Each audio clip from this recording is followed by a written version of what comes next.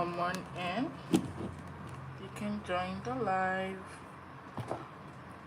Hello everyone, it's been a while. Uh, yeah, so this is Garrett.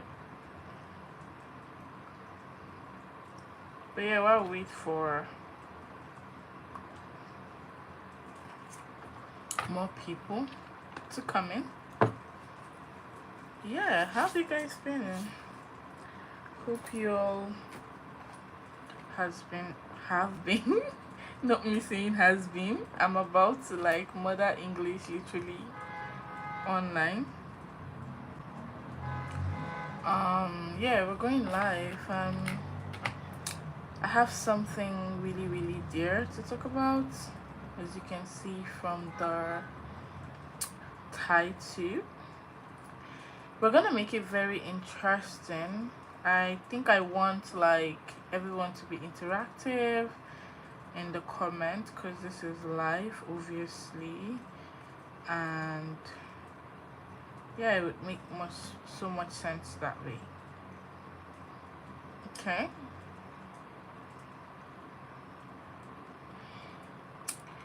let's hope for more people to come in. I am live from Nigeria, and if this is your first time on my channel, my name is Jane. I go by the name Dimma Jane, so make sure to follow your girl and support me, like, comment, subscribe. I do longer weekly vlogs on YouTube and just basically talk about things that bother me on the internet. So I'm gonna put my phone on silent. I don't know, it keeps beeping. Yeah, my loves, so let me know where you're watching from in the comment section. Let me know what you think about this conversation that we're about to have. It's really scary. Okay, so I came across a post, credit to Celebrities Corner, and it says, my siblings and I decided to jokingly take a DNA test on ourselves to see if we are our father's children. This didn't come as a serious topic, we just decided to do it. We are 4 in number, 2 men and 2 ladies.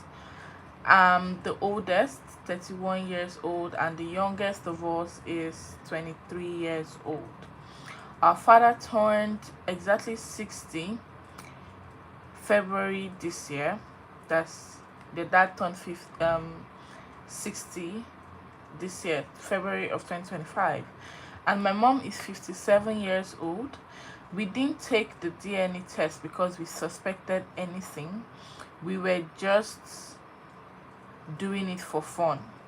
Unfortunately, the results that came showed that apart from our last born, the girl that's 23 years old, none of us belong to our father. We did the test again in another facility and had the same results. This isn't the time to break our father's heart and destroy our family. We decided to keep the results to ourselves and pretend we are our fathers. But we confronted our mother and she said we shouldn't tell our father. She also said the man who is our father is dead. She also said the man who's our father is dead. Oh, she said we shouldn't tell. Okay, but we confronted our mother and she said we shouldn't tell our father. She also said the man who's our father is dead.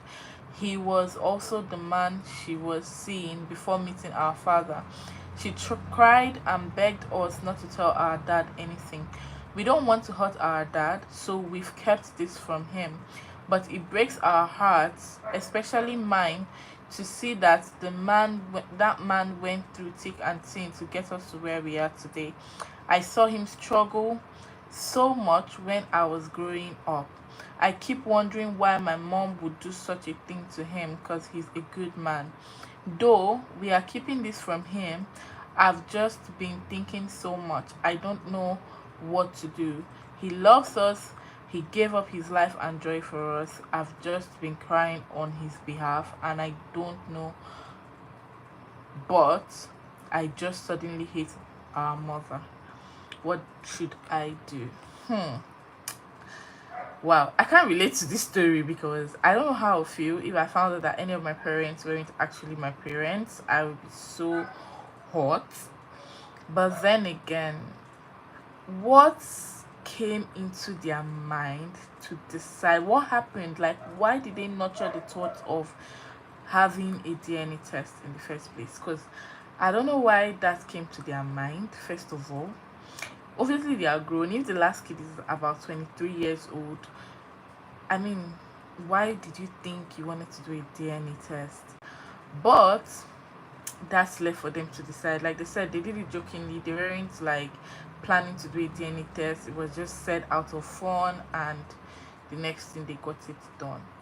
But I don't think that is something that is out of fun because you guys deliberately took yourself to the facility to get tested.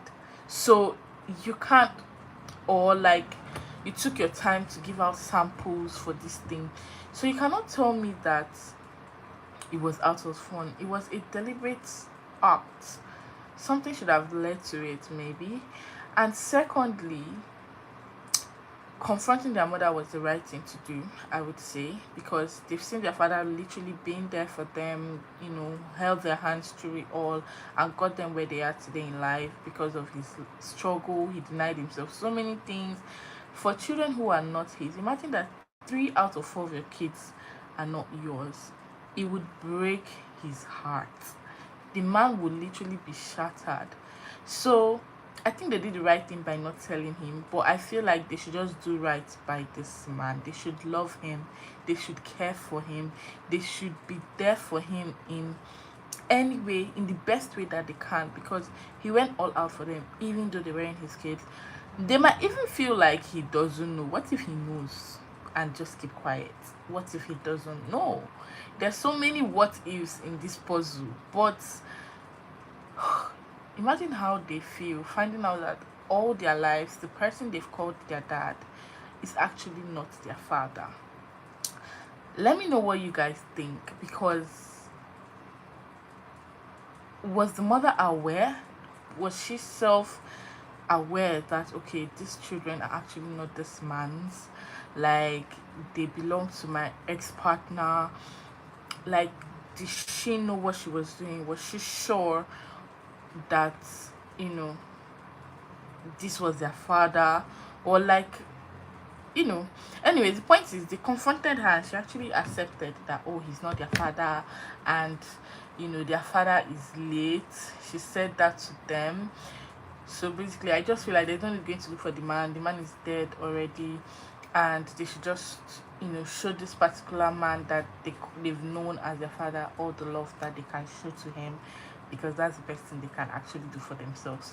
Telling a 57-year-old man that you know you're not my dad, I'll be 60-year-old man, you're not my dad, he will just faint, he will collapse. Like, BP is real, hypertension is real. Like, I can't even imagine it. But then I don't wish for anyone to be in this situation. But how can she have hidden this from this man for this long? And the way the writer puts this, it looked like they grew up in so much love and so much bond, and I feel like they shouldn't do anything that would ruin their the love that they have in their family. Like, if this comes out to light, it might cause a lot of problems. It might lead to so many things, and the family might scatter. So I think them like putting it, like closing it up and dying down the case is actually the best thing that they did. Because I mean, what's there again? What's left? Life has happened. They've grown.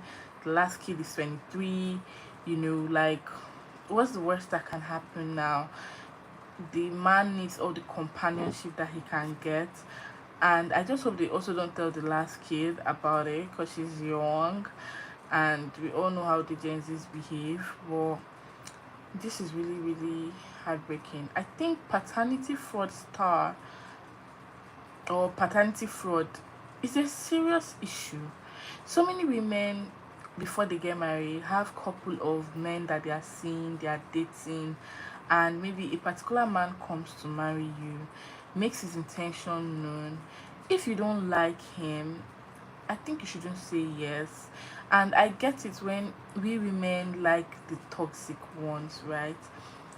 But when you see that, okay, what you're getting with this person, or the person that is intending to marry you, is looking very serious, I feel like the right thing to do is actually cut off ties with the other people so that you don't get yourself implicated in this type of mess. Because when you are still, meeting the other guy and your husband to be, there could be a lot of mix up. You could get pregnant before marriage, and like, the child might not even be your husband's own.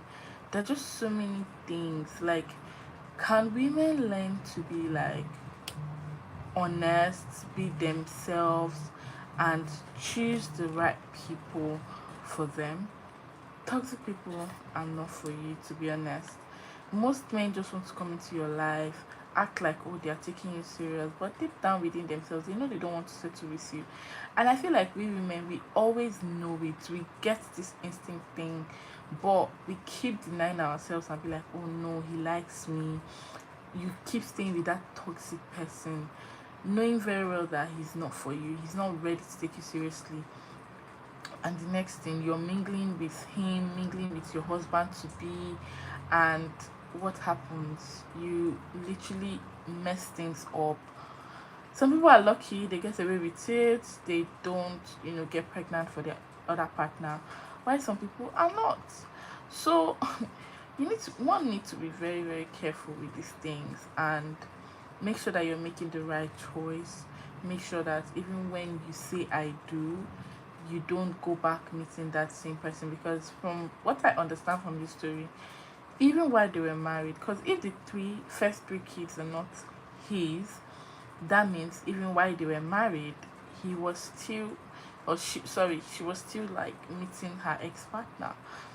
That's basically what it is. She was still cheating in the marriage. And what's your reason for cheating in marriage? Like, what was her reasons? Was she not satisfied, or she just married somebody she didn't love, and she loved somebody who didn't want to keep her, and then she kept going back? I mean, by the time she realized, it was like too late.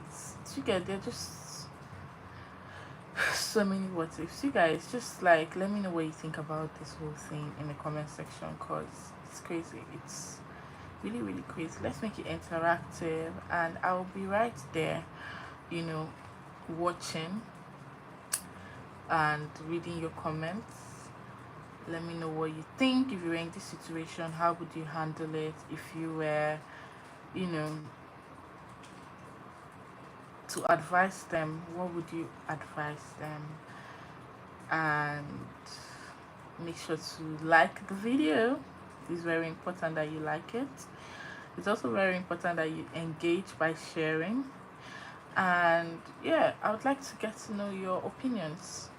All right, so that's the end of this live. I hope this particular topic really, really touched me, and that's the reason why I decided to talk about it. I would normally come on live here to like just talk, but maybe this will be a segment. When things are bothering me, I'll just come and drop it here for you guys. All right, I'll see you guys in the next live, hopefully. Bye.